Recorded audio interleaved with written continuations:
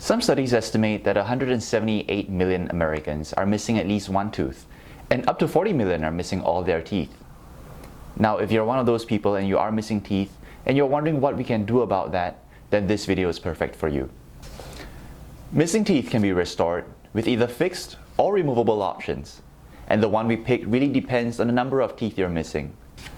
In this video, we'll go through different situations, different scenarios, and we'll talk about the kinds of treatment that can be used to address that particular problem.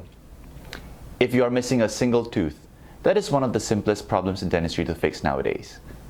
Way back in the past, before the arrival of dental implants or bridges, the only option was really to do a flipper, a removable partial which replaces that single missing tooth. This is a valid option, however, it is a lot more uncomfortable and is a lot more cumbersome to use, mainly because of the fact that it's removable, it requires more maintenance and more hygiene, and it doesn't feel anything like a natural tooth. Going further in time, the next step up was to use a fixed bridge. In this situation, the two neighboring teeth were cut down and prepared for crowns. After that, a bridge is made to replace all three teeth. The downside to doing fixed bridges, however, is that now we are condemning the two neighboring healthy teeth to being prepared unnecessarily. In this case, all three teeth are splintered together and their fates are now sealed. If one of them were to fail in the future, the entire restoration will be lost. As technology advanced, the next step up from that was to do an adhesive bridge. In this situation, instead of preparing the teeth and cutting them down into cones, we are able to use materials to adhere to the back of the neighboring teeth. This way, we can be a lot more conservative and save as much tooth structure as we can.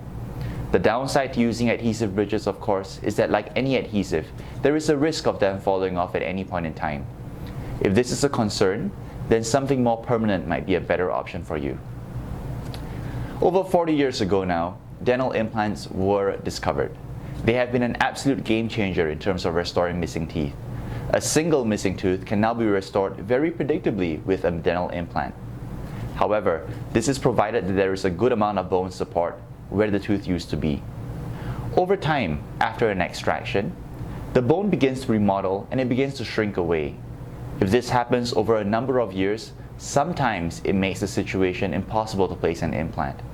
So if you are missing a single tooth, see a prosthodontist as soon as you can and learn your options as to what can be used to replace that missing tooth.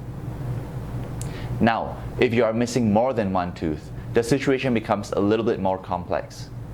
Traditionally, that has been addressed by using removable partial dentures.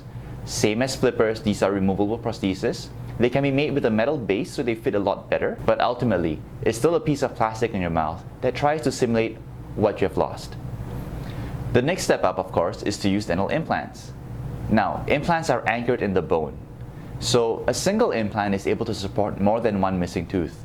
For example, if you're missing 3 or 4 teeth, we don't need to place 3 or 4 implants to replace the whole lot. Sometimes we can get by just placing 2 implants. Because they are anchored solidly in the bone, they can be used to support all the missing teeth in a fixed bridge. Now the next step up, of course, is if you're missing all your teeth in one or both arches. Conventionally, regular dentures can be made to replace the teeth. Dentures have been around in dentistry for a very long time, so we are very familiar with how they're being used. They are good for aesthetics, they can replace all that you're missing, but it does take a lot of work to be able to use them for speech and eventually for function. One of the problems with dentures is that the amount of bite force that you can put on a denture is going to be way lower than what you can for natural teeth. If regular teeth were to stay at 100%, the bite force of a denture is only going to be anywhere from 20 to 40%. One of the other problems with a denture is that it's removable and sometimes it moves around a lot when people are talking. This is particularly the case for lower dentures because, unlike in the upper, there is no palate to give us a nice suction. Instead, there is the tongue, a big muscle that can move around and dislodge the denture very easily. So, a step up from regular dentures would be to use implants to help to hold the dentures in place. These are technically called implant retained overdentures, and it uses the principles that implants can be fitted with different kinds of components. In this situation, implants can be fitted with a locator attachment, and that attachment can be used to hold the denture in place, kind of like a snap-on design.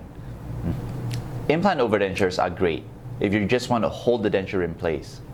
However, they don't help as much if your concern is that you want to be able to eat comfortably with them.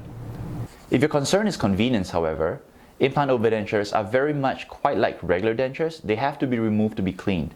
Some patients do like this because it is a lot more convenient for them and they find it easier to take care of.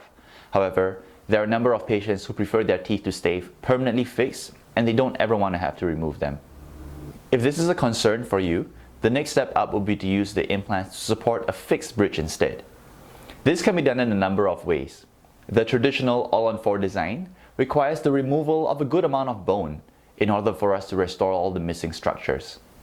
Fixed implant bridges can also be used if we want to replace just the teeth alone. Either way, implants are now able to support an entire arch of teeth just by placing anywhere from 4 to 6 implants. So, whether you're missing a single tooth, a few teeth, or even all your teeth, dental implants can help you.